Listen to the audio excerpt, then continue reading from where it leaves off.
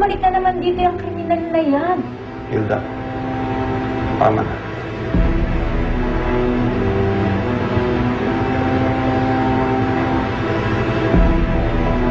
Ang kapal din naman talaga ng mukha mo. Di ba sinabi ko sa'yo, huwag ka nang babalik dito. Huwag mong pag-initan yung bata.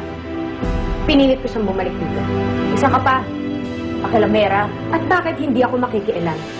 Pamangking ko to. Ate Hilda, baka nakakalimutan mo. Bahay ko rin to. Bigay sa amin to ng mga magulang namin, kuya. Kaya may say ako kung sinong pwedeng tumira dito. Kaya sa ayaw at sa gusto mo, dito na ulit titira si Cindy. Wala ka na magagawa. Halika na, baby.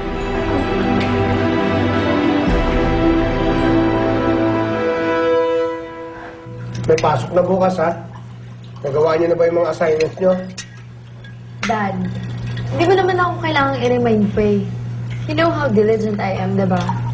Dapat ito si Lucas yung nire-remind mo. For sure, hindi na naman niya nag-review. I'm sure. Kadarating lang yan eh. It's okay, Lucas. Gusto mo, tulungan lang kita sa homework mo later. Tama! Nang hindi naman mukhang kawawa to si Lucas sa school. Tama!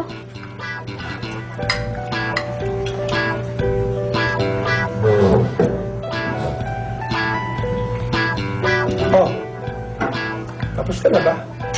Abay niya, hindi mo man nagdinlaw yung pagkain mo, ah. Aurelia, sinasabi ko na nga ba eh. Kulang sa timpla tong kaldereta mo. Kulang po ba, sir? Ay, malaki po kasi yung aso. Ha?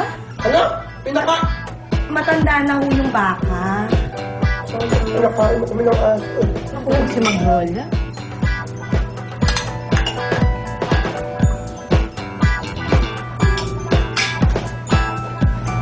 Baka may problema.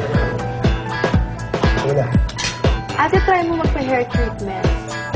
Kung ano-ano yung pinagsa... Sige na, kumain na. Kumain na muna. Kausapin ko lang ito.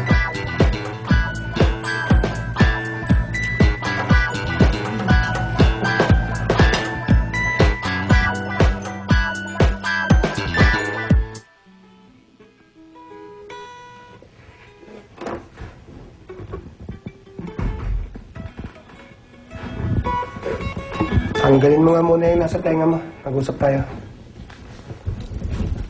Bakit po yun? Abay, wala. Gusto lang kitang kumustahin. O, kumusta na si Cindy? Kumusta yung problema niya? Ayos na ba? Hindi pa nga po eh. Bakit? Ano ba talaga ang problema niya?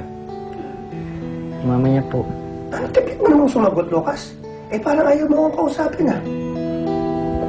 Ano ba talaga ang problema ng mami niya? Huwag niyo na po tanong. Kahit na gusto pa natin tumulong, hindi na po pwede. Bakit naman hindi pwede? May usapan kami ni Baste eh. Panalo talaga yung tita Abs mo. Panalo ang hirit niya. Napaya niya tuloy yung mama mo. Big. Thank you.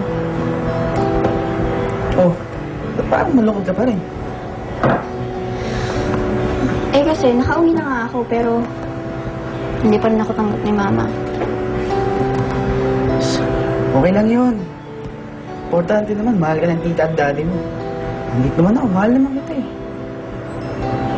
Tsaka si Lucas, alam ko nag-care rin siya sa akin. Kaya nga po no choice okay na kung di rin siya kala Baste. Kahit na dito ko siya gusto iuwi. Abay, okay naman yun, ah. Eh, bakit hindi mo siya iuwi dito? Ano bang usapan niyo ni Baste? Ayaw ko na po sabihin. Basta bawal ko na siyang lapitan. Gago kasi ako. Ay, nako.